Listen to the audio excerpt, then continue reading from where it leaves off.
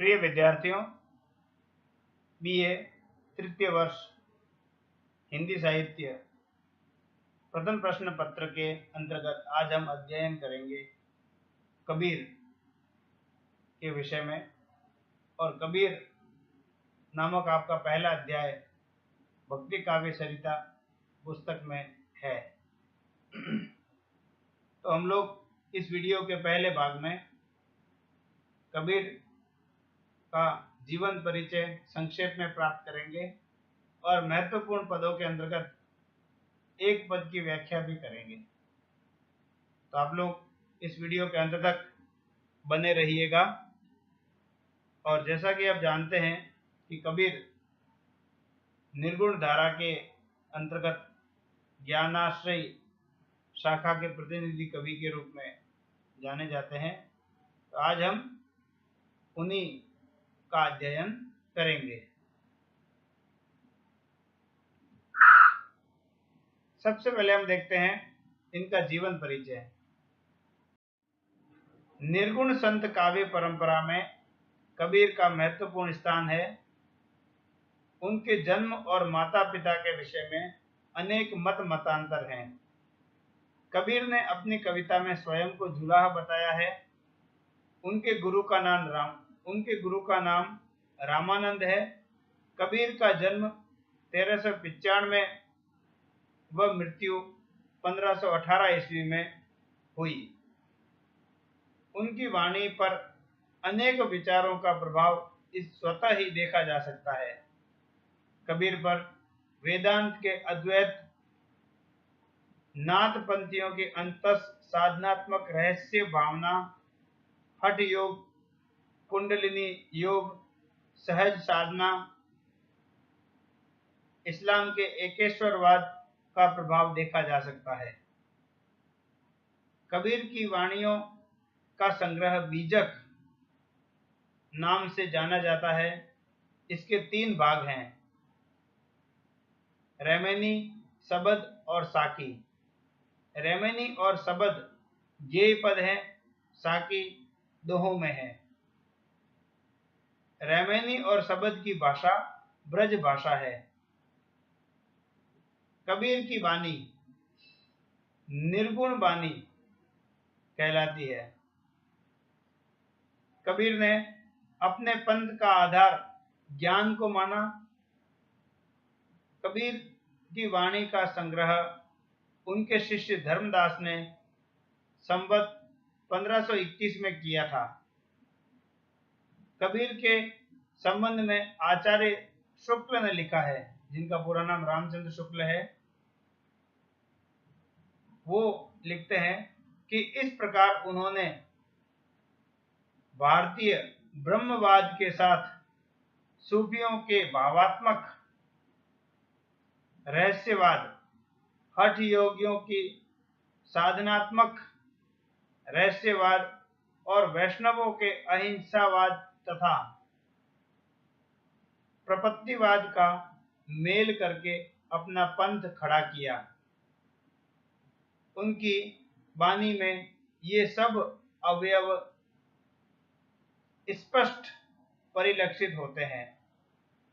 कबीर ने सहज शब्दावली में समाज प्रचलित बाह्य आडंबरों का विरोध करते हुए मनुष्यता की स्थापना करने का प्रयास किया है। संत कबीर जो एक पुस्तक है, इसके संपादक डॉक्टर रामकुमार वर्मा हैं। आचार्य श्याम सुंदर दास ने कबीर ग्रंथावली के ये संपादक जो हैं कबीर ग्रंथावली के, तथा आचार्य हजारी प्रसाद द्विवेदी कबीर नामक पुस्तक के लेखक हैं।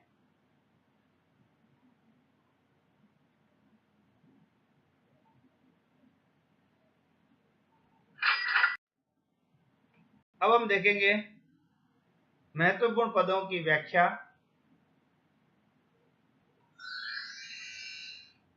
पद संख्या 1,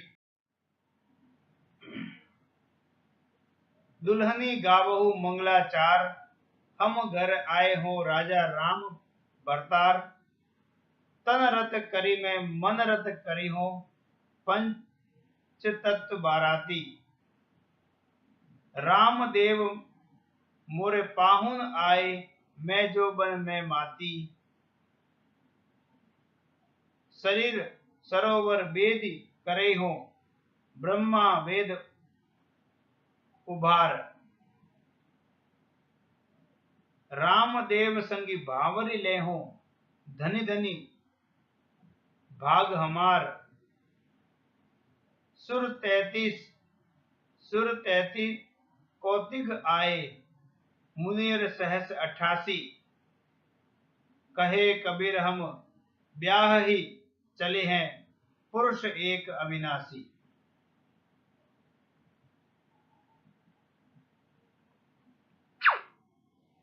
अब हम देखते हैं इसके कठिन शब्दार्थ, जो इसमें शब्द आए हैं उनका अर्थ देख लेते हैं। रति का मतलब होता है प्रेम, दुल्हन का मतलब होता है दुल्हन, पंचतत्व का मतलब होता है क्षिति, जल, पावक, गगन और समीर। पाहुन का मतलब होता है मेहमान, भावरी का मतलब होता है विवाह के समय लिए जाने वाले 7 फेरे, कौतिक का मतलब होता है करोड़। ये जो कुछ शब्द हैं जो आपको देखने हैं महत्वपूर्ण कठिन शब्दों के अंतर्गत। अब हम देखते हैं इसकी सप्रसंग व्याख्या। सबसे पहले प्रसंग देख लेते हैं। प्रस्तुत पद कबीर द्वारा रचित रेमेनी से लिया गया है। बीजक का जो रेमेनी भाग है वहां से लिया है। प्रस्तुत पद में आत्मा का परमात्मा के साथ एकाकार होने का उल्लेख है। व्याख्या देखते हैं हम। प्रस्तुत पद में कबीर कहते हैं कि एक दुल्हन दूसरी दुल्हन से कह रही है कि तुम विवाह के मंगल गीत गाओ, क्योंकि अभी मेरा विवाह होने वाला है। मेरे घर मेरा भरण पोषण करने वाले मेरे पति स्वरूप राजा राम आ गए हैं। मैं आत्मा रूपी वधू उनसे शरीर और मन से प्रेम करूंगी। यह प्रेम शरीर से ही संभव है, इसीलिए शरीर विधायक 5 तत्व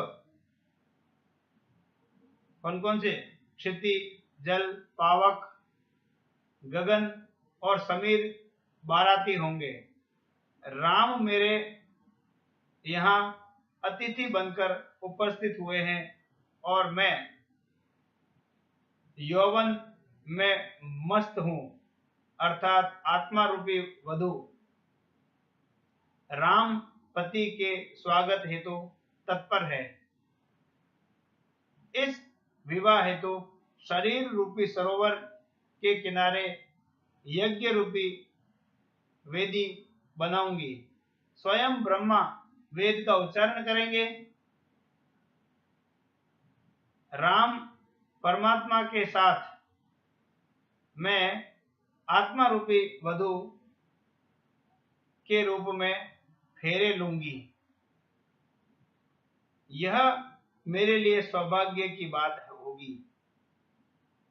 इस आध्यात्मिक विवाह में 33 करोड़ देवता और 88,000 यानी 88 सहस्त्र मुनि साक्षी बनेंगे। कबीर कहते हैं कि मेरी आत्मा रूपी वधू परमात्मा रूपी राम से ब्याह करके ससुराल जा रही है।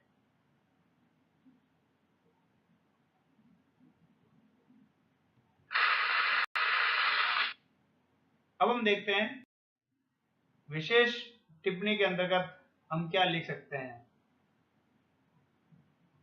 तो पहला विशेष हम ये लिखेंगे कि इसमें सांग रूपक यानी इसमें एक बहुत बड़ा रूपक बांधा गया है। सांग रूपक धनी धनी में पुनरुक्ति प्रकाश के साथ साथ अनुप्रास अलंकार की योजना है। ठीक है, यह पद राग गौड़ी में रचित है, क्योंकि उनके पद गेय है तो ये राग गौड़ी में पद गाया जा सकता है। पूरे पद में रहस्यवाद की व्यंजना है। इसके साथ अपन कह सकते हैं कि सदुकड़ी भाषा का प्रयोग हुआ है। इसमें जो भाषा प्रयोग हुई है वो है सदुकड़ी भाषा।